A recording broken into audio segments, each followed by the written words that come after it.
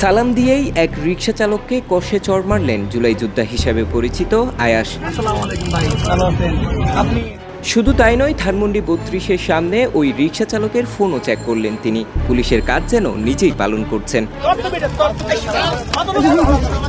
শেখ মুজিবের নামে সিঙ্গারা বিতরণ করছিলেন এক ব্যক্তি, পুলিশের সামনেই তাকে ধরে ঝাড়ু দিয়ে পেটানোর চিত্র দেখা যায় ধানমন্ডি ৩২-এ।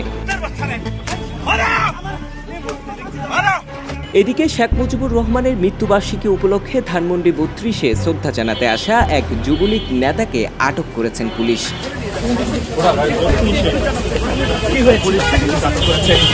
১৫ আগস্টকে ঘিরে ধানমন্ডি ৩২-এ যখন নানা শ্রেণী পেশার মানুষ ছদ্মবেশে আসছেন শ্রদ্ধা জানাতে, ঠিক তখনই একের পর এক ঘটনার জন্ম দেন এই জুলাই যোদ্ধা হিসেবে পরিচিত আয়াস।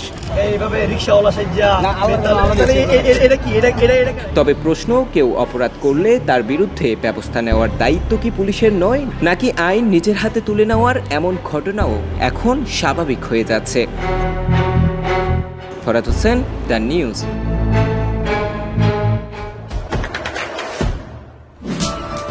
দেশে দেশে সবার সাথে দ্য নিউজ।